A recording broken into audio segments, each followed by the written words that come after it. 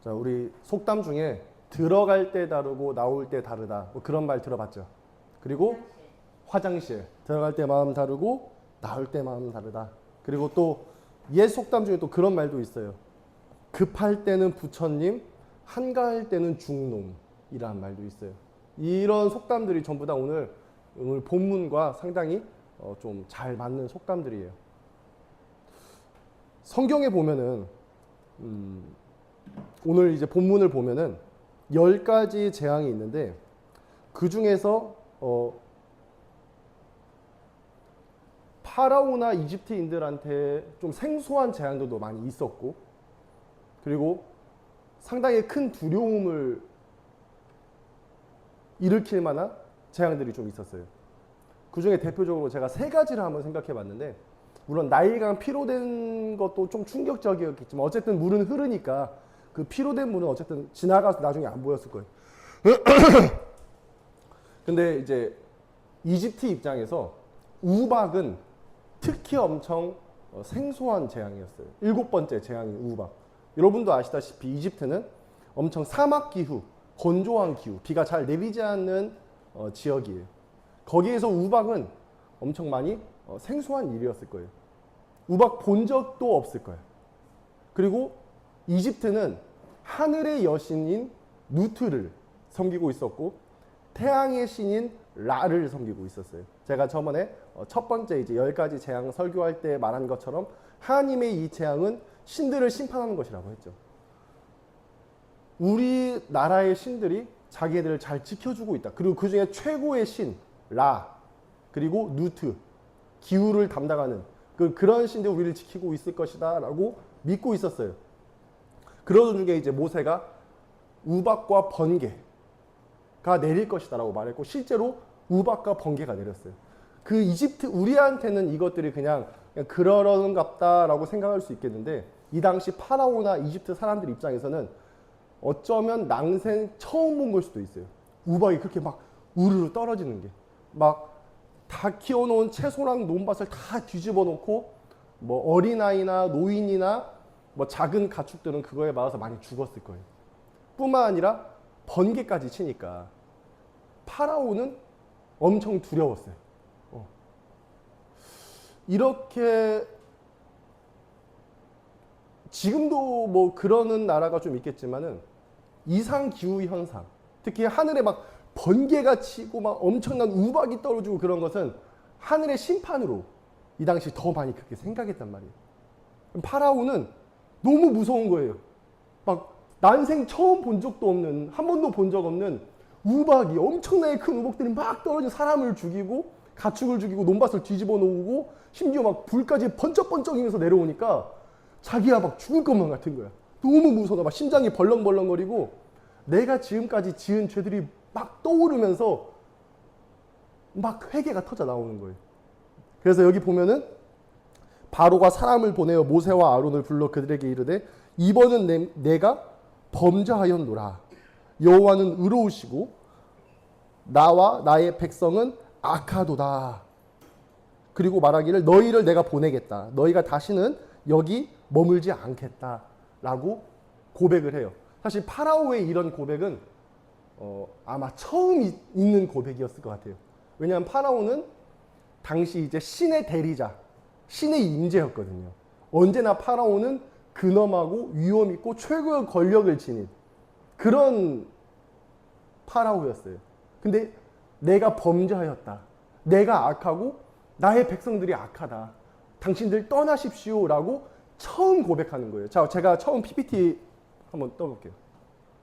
제가 이제 한번 여러분들이 보기 쉽게 제가 표를 좀 준비해 봤어요. 자, 처음에 나일강을 피로 만드는 사건 같은 경우에는 파라오는 아무런 반응을 하지 않았어요. 그냥 회개 없이 그래. 그리고 두 번째, 이제 개구리가 막 뛰쳐나오니까 파라오가 너무 징그러운 거예요. 막 밥 먹을 때도 개구리 나오고 막 들판에도 개구리가 있고 하니까 야, 내가 알았어. 내가 졌어. 라고 그냥 대충 때우는 식. 그러니까 진짜로 물러나가는 거예요. 이것은 이제 얕은 회개라고 할 수 있죠. 회개가 사실은 아니에요. 그냥 상황 회피하는 거예요. 그리고 세 번째, 막 이가 들끓어요. 이때도 그냥 별 반응 안 해요. 네 번째 파리. 또 징그러워. 그러니까 징그러운 걸 싫어하나 봐. 개구리랑 파리 싫어하는 거 보니까. 그러니까 이때도 그냥 야 그래 알았어 내 백성은 보낼게. 근데 이제 또 거짓말이었죠. 결국 이것도 그냥 조건부적으로 말하고 그다음에 가축 죽음할 때에도 별다른 회개를 안 했어요. 여섯 번째 악성 종기가 났을 때도 그냥 별다른 회개를 안 했어요. 근데 일곱 번째 때부터 이제 뭔가 달라지기 시작하는 거예요. 그 큰 충격을 받은, 그러니까 한 번도 본 적 없는 하늘의 심판을 보니까 이제 내가 범죄했다라고 고백을 하는 거예요. 근데 그건 역시도 여러분도 아시다시피 얕은 회개였어요. 그리고 그 다음에 메뚜기, 흑암, 그리고 장자의 죽음까지 있고 또 다시 추격을 했어요. 여기 보면은 하나님께서 우리에게 재앙을 주실 때에는 또 그만한 이유가 있거든요. 제가 저번 주에 설교했던 것처럼 자 우리 히브리서 12장 한번 읽어볼까요? 히브리서 12장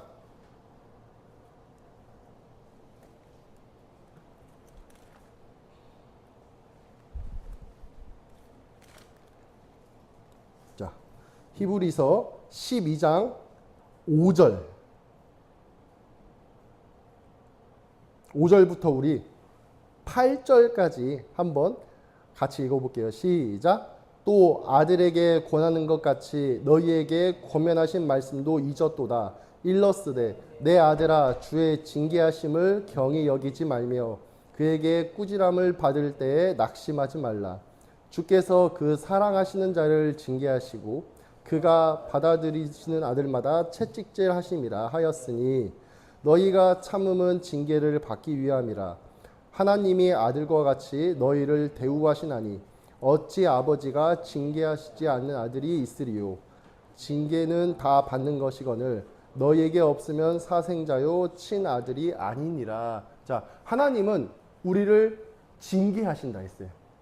그러니까 이 말을 좀 과격하게 표현하면 하나님은 우리에게 재앙을 내리시는 분이에요. 하나님은 재앙을 내리시는 목적이 이집트에 대한 심판이었고 이집트 신들에 대한 심판이었고 자기 계시라고 했어요. 내가 어떤 하나님인지 세상의 주권자인지 보여주시는 의미도 가지고 있지만은 그것을 자기 자신 개인에게도 설명할 수 있는 부분이 있어요. 파라오에게도 설명할 수 있는 부분이 있어요. 자, 하나님은 파라오한테 이렇게 재앙을 내리시면서 뭘 요구했냐? 회개를 요구하신 거예요. 첫 번째, 두 번째. 사실 이런 사건들은요, 개인으로서 겪기에는 엄청 큰 일이에요. 우리가 재앙을 겪으면은 가장 먼저 변해야 될 것이 내 입술의 고백이어야 돼. 내가 뭔 죄를 저질렀지? 그런 고백이 사실은 우리가 재앙을 겪었을 때 가장 먼저 생각나야 되는 거예요. 근데 파라오는 이제 이런 일을 겪으면서 이제 일곱 번째 때부터 이제 내가 범죄했다. 비로소. 제가 잘못했습니다. 제가 범죄자입니다. 제가 죄인입니다. 제가 죄지었습니다. 이렇게 고백을 해요. 근데 그 마음이 오래 가지 않아요. 파라오의 이 고백은 여러분들 막 거짓말이다, 가식이다, 위선이다 라고 생각할 수도 있겠지만은 제가 봤을 땐 그건 아닌 것 같아요. 진짜 파라오는 두려움에 의해서 진짜 고백한 것 같아요. 제가 사실 이번 주에 좀 그런 일을 겪었었거든요. 저번 주에. 어떤 한 사건을 겪었는데 조금 이제 제가 한 2년 정도는 너무 태평한 거야. 너무 평화로운 거야. 다 잘 풀려. 너무 잘 풀리니까 뭐랄까? 불안해. 여러분 그런 거 느끼나요? 한 번씩? 너무 뭔가 자꾸 이렇게 우상향하면은 불안해. 언제 또 다시 떨어질까? 그런 것도 한 번씩 겪어요. 그러니까 막 모든 게 그냥 다 술술술 잘 풀리니까 뭐가 한번 터질 때가 된 것 같은데 이제 그럴 때 딱 터졌어.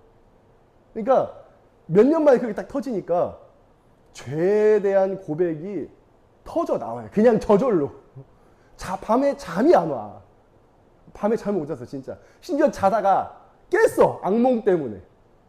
새벽 한 3시인가 2시쯤 깨서 또 잠을 못 잤어. 아침까지. 어떤 일을 겪어가지고. 그러면서 뭐가 생각하냐. 그냥 내 죄만 생각이 나요. 옛날에 지었던 그 모든 죄들이 계속 떠올라요.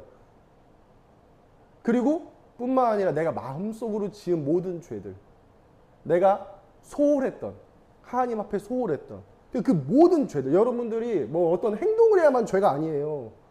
내가 마음으로 지은 죄도 다 죄예요.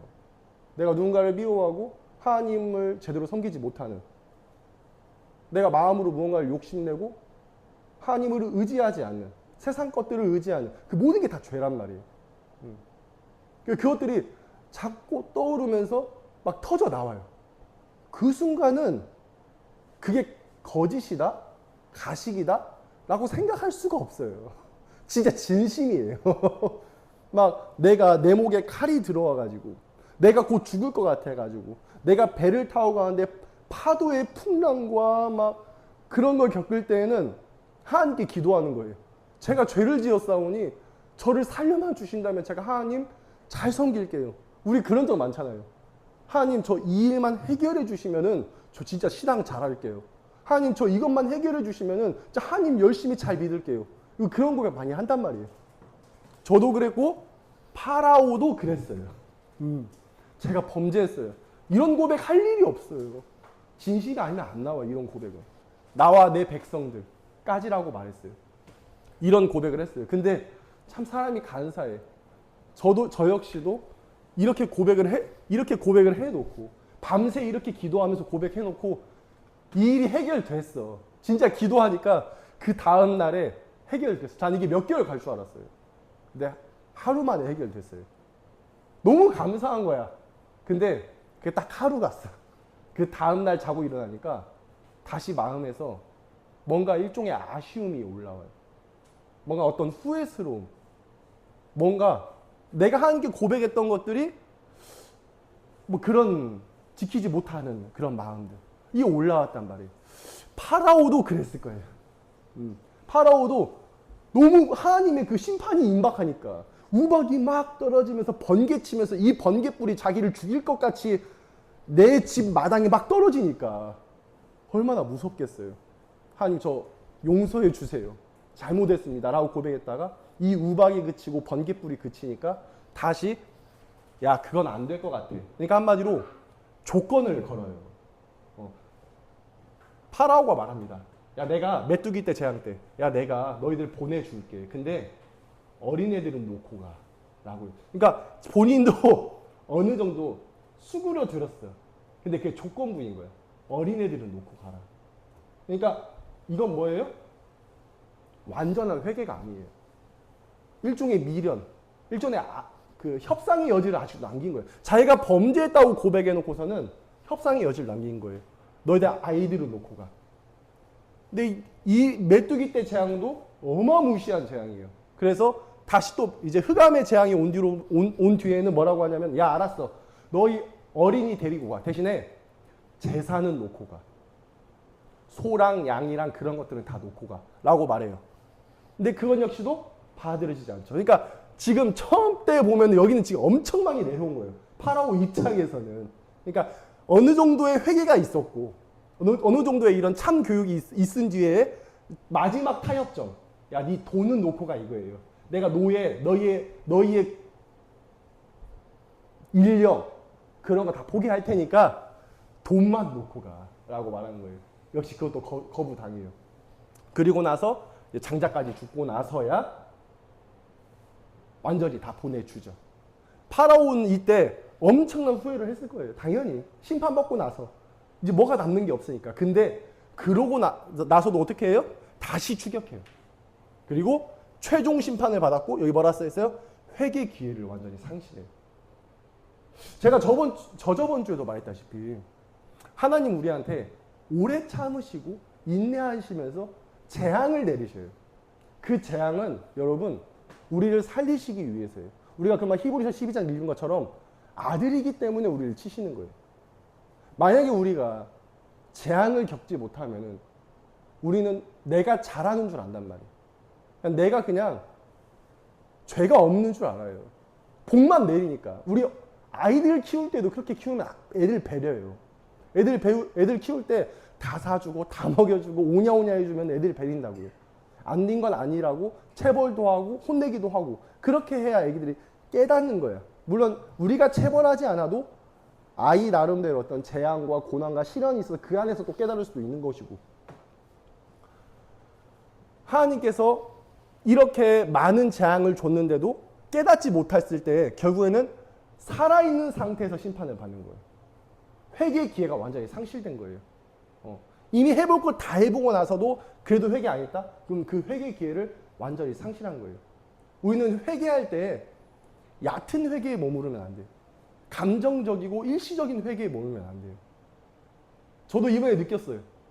내가 이렇게 회개를 해놓고 나서 이 내가 원하는 게 아니에요. 그냥 내 마음이 그런다니까. 내가 회개를 그렇게 눈물 콧물 다 짜가면서 그렇게 밤새워 기도하면서 이 일이 해결되니까 내가 그렇게 할 의도는 없었는데 내 마음에서 다시 무언가 그 하나님을 거스르는 마음이 갑자기 또 생겨요. 이게 너무 한탄스럽고 후회스러운 거야. 근데 이 일이 계속 생각나니까 그 회개가 얕은 데에 이번에 머무르지 않더라고. 제가 다음 거 한번 보여주세요. PPT. 자, 회개는 제가 두 가지가 있다고 생각을 해요. 얕은 회개와 깊은 회개. 자, 여기 보면은 얕은 회개 같은 경우에는 재앙과 고통을 회피하는, 그러니까 상황 해결을 목적인 거예요. 어린아이가 그러잖아. 어린아이가 막 혼낼 때 너 잘못했어, 잘못하지 못했어 라고 이렇게 혼내면은 잘못했어요 라고 말해요. 그것은 어린아이가 진짜 깊이 뉘우쳐서예요? 그 상황을 모면하기 위해서 맞는 게 싫어서 라고 해요. 우리 다 그랬잖아. 이게 바로 얕은 회개예요. 그냥 피하고 싶어서, 너무 무서워서. 근데 깊은 회개는 뭐예요? 하나님의 관계 회복, 죄 자체에 대한 슬픔이에요. 동기 자체가. 그냥 이 죄가 나를 죽이는 거예요. 로마서 6장 23절에 뭐라 써 있어요? 죄의 삭은 사망이라고 했어요. 죄의 대가가 사망이에요.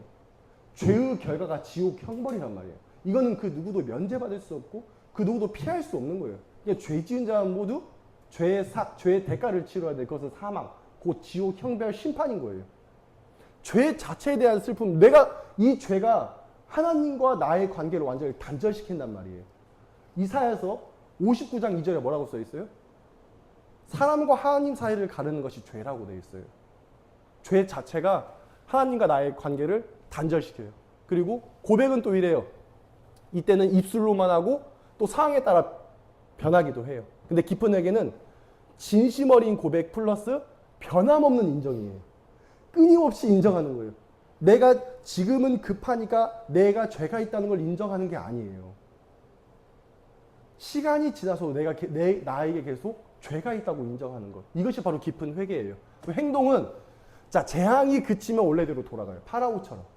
근데 진정한 회개, 깊은 회개는 죄에서 완전히 떠나요. 삶의 방향에 전환이 일어나요. 우리 히브리어 중에 회개라는 단어는 없어요. 우리 한국어가 참 잘 돼 있어. 회개라는 그런 멋진 단어도 있고. 근데 히브리어 중에서는 회개라는 단어 대신에 이 말을 써요. 슈브라는 말을 쓰는데 돌아가다라는 의미예요. 이게 그냥 회개의 의미예요. 그냥 돌아가다. 방향 전환. 삶의 방향 전환. 돌아가다. 그러니까 죄에서 반대쪽으로 간다. 하나님을 등지고 있던 상태에서 하나님께 간다. 이게 바로 슈브, 회개의 의미예요. 회개라는 것은 내가 죄를 지은 상태에서 뒷걸음질 치는 게 아니에요. 이걸 바라면서 뒷걸음질 치고 그게 아니에요. 그러니까 완전히 등지는 거예요. 삶의 전환이 일어나는 거예요. 지속성, 당연히 일시적이에요. 근데 깊은 회개는 평생 가요. 그래서 진정한 회개는요, 딱 한 번 있어요. 여러분 그거 잘 하셔야 돼요. 진정한 회개는 두 번도 아니고 딱 한 번이에요. 히브리서에 말하기를 네가 하나님께 성령 받고 은혜 받은 뒤에 다시 그것을 제사드릴, 다시 그걸 물을 만한 그런 희생이 없다라고 말해요. 다시 물을 만한 희생이 없다. 한 번 변화를 입고 난 뒤에 다시 두 번 죄를 범한 자는 하나님의 심판만 있을 뿐이라고 말해요. 그러니까 단 한 번의 회개만 있을 뿐이야. 그럼 여러분들이 지금까지 한 회개는 뭐냐? 파라오의 회개예요. 그건 인정해야 돼. 나도 그걸 인정을 하고. 지금까지 우리가 했던 회개는 파라오의 회개란 말이야. 얕았어. 그냥 무서워서. 그냥 너무 감정적으로, 일시적으로 한 회개예요. 근데 깊은 회개는요, 딱 한 번 있어요. 완전한 돌아섬이. 완전한 단절만 있을 뿐이에요. 그리고 당연히 중심은 자기 본조가 하나님의 영광이고 결과는 마음이 더 굳어져서 심판을 받아요. 얕은 회개를 계속하다 보면 파라오처럼 얕은 회개를 계속하다 보면은 그냥 거기에 굳어져요. 그 죄가 익숙해져요. 입으로만 때우게 돼요. 그러니까 마음이 더 굳어지는 거예요. 땅땅하게. 더 악해지고. 그게 심판의 확정인 거예요. 근데 깊은 회개는 은혜와 구원을 체험하고 완전히 새 삶을 살게 돼요. 우리는 깊은 회개를 바라봐야 돼요. 단 한 번의 회개를 해야 돼요. 그래서 완전한 변화, 완전히 죄에서의 단절을 이루어야 돼요. 예수님께서 우리를 위해 죽으신 걸 생각해 보자고. 예수님께서 왜 십자가에 못 박혀 죽었어요? 내 죄 때문이에요. 예수님을 바라보면서 내 죄의 결과를 바라봐야 돼요. 채찍질 당하고 고난과 수모를 당하고 십자가에서 죽음 당하는 것. 그거를 바라봐야 돼요. 그러면 내 죄가 얼마나 지긋지긋해요. 그러지 않아요? 내 죄가 얼마나 지긋지긋한 거야. 얼마나 무서운 거야. 얼마나 피해야만 되는 거야. 우리가 칼이나 불에 한번 데이고 칼에 한번 베이면은 그 뒤로부터 조심할 줄 안단 말이야. 누가 불에 한번 데워놓고서 다시 또 불에 손 집어넣은 사람 있어요? 어릴 때야 모를 때야 그럴 수 있지. 근데 불에 한번 데였는데 칼에 한번 베었는데 누가 다시 또 거기 그렇게 하는 사람이 어디 있어요? 그게 아픈 줄 알면은, 그게 위험한 줄 알면은 피하는 게 인지상정이에요. 근데 우리는 죄가 무서운 줄 알면서 죄를 피하지 않아요. 죄가 얼마나 두려운지 봤는데 죄의 결과를 봤으면서도 여전히 죄를 짓고 있어요. 불이나 칼은 무서운 줄 알면서 죄는 무서운 줄 몰라. 지옥은 무서운 줄 몰라. 이게 진짜 큰 함정이고 큰 위기예요. 우리 단 한 번에 회개합시다. 깊은 회개하자고요. 완전히 변화하는 회개하자고요. 오직 그것만이 살 길이에요. 이거 아니면 구원 없는 거예요. 이런 얕은 회개는 구원이 없어요. 이런 회개 100번 1000번 해도 의미 없어. 오히려 더 강팍해지고 완고해질 뿐이야. 파라오처럼. 심판이 확정될 뿐이야. 입으로만 하는 회개는.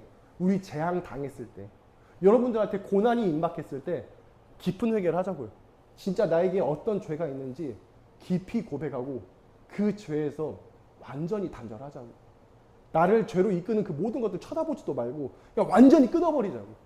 할 수만 있으면 예수님께서 말씀하시기를 네가 가진 재물을 다 팔아서라도 내게로 돌아오라고 해요. 네가 너를 얽매고 있는, 너를 속박하고 있는 게 재물이라면 재물 다 팔아서라도 해라. 너를 그렇게 죄짓게 하는 게 손이거든. 그 손을 잘라서라도 너는 거기서 헤어나와라. 죄는 쳐다보지도 마라. 죄는 무서운 거예요. 뭐 회개한다? 뭐 이렇게 막 그게 아니에요. 진짜 가슴에서 우러나와서 징글징글하고 너무 끔찍해서 보지도 않는 거예요. 그런 변화만이 진짜 우리를 구원으로 인도한다는 것. 예수님의 희생을 헛되이 여기지 마시고 그 받은 은혜를 헛되이지 마시고 죄에서 완전히 돌아서서 여러분들 그리스도와 같이 거룩하고 성령 안에서 함께 교제하면서 정말 하나님 아들다운 모습, 변화된 사람들의 모습으로 살아가기를 예수님의 이름으로 간절히 축원드립니다.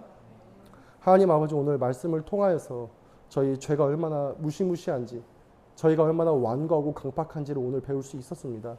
하나님, 우리 청년들이 재앙을 맞이했을 때, 하나님의 채찍질을 맞을 때 그저 위기를 모면하기 위해서 고백하고 위기를 모면하기 위해서 기도하는 것이 아니라 먼저 내 죄가 무슨 죄를 지었는지, 제가 얼마나 하나님 앞에 교만하고 완고했는지를 돌아보게 하셔서 저희를 살리시기 위해서 끝까지 인내하고 오래 참으시고 저에게 베풀어 주신 은혜를 저희가 감사함으로 받아들일 수 있도록 하나님 도와주시옵소서.